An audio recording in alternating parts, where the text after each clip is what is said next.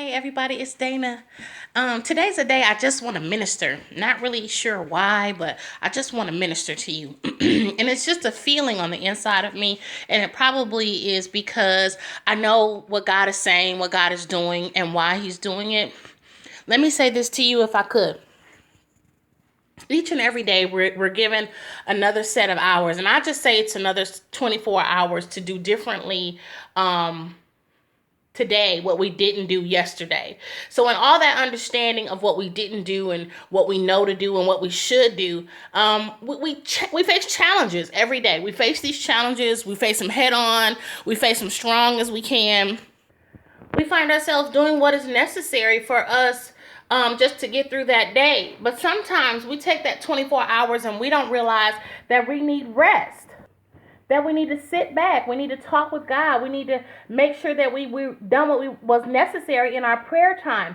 Sometimes what we do is we mess ourselves up because we don't figure out or realize the call on our lives. So then we're standing in limbo wondering throughout the day, did we accomplish what we needed to accomplish? Let me give you an example. I'm working on a couple of projects that fall under my series, my Christian fiction series, Demia Willis FBI. And one of the projects I did really good on a few days ago, but then I kind of avoided because I felt like I did that part. I don't want to do any more with that.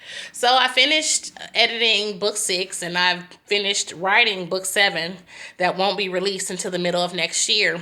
But I realized I got to go back to this other project because if I don't, it's disobedience. And that's what I want you to realize is that everything that you are called to do or want to do and need to do. And when you will wake up in the morning and you get that new set of 24 hours, however that is in your day, and God says to you, I want you to do this, this, and this. I don't care how you do it. Well, I'll take that back. God does care how you do it. But when God says to you, I want you to do this, this, and this, you have to do it. This, this, and this. Because tomorrow isn't promised to us. So sometimes, and let me interject this, I have to ask myself, why do people always say, well, it's in God's timing, it's in God's timing? If He gives you something, if He drops something in your spirit, what are you waiting for to start to apply it? What are you waiting for to start to do it? What are you waiting for? I mean, first of all, you do have to get it on paper because the Lord does say, write the vision and make it plain so that the people can run with it. Okay, but they can't run with it if you haven't written it. They can't run with it if you haven't done anything about it. I mean, there is this thing that does say in the word that faith without works is dead. So if the Lord spoke to you, faith, and He told you to do something, work, why aren't you doing it?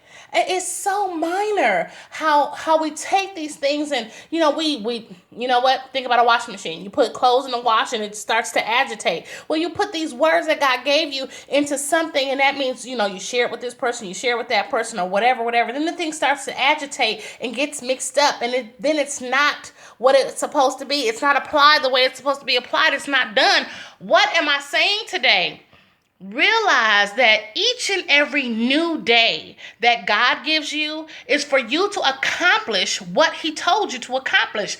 Whatever He said in a dream, whatever He said in a vision, whatever He said through scripture, you need to accomplish that. Something about you need to change. Something about you need to buffer over and realize somebody you need to forgive, someone you need to go and say I love you to, someone you need to, cut off. Those are some of the things that you need to be doing because when God prunes you, He's pruning the people around you too. You can't just, a bush does not grow around dead things. Leaves fall from trees in certain seasons. So in certain seasons, people need to fall from you.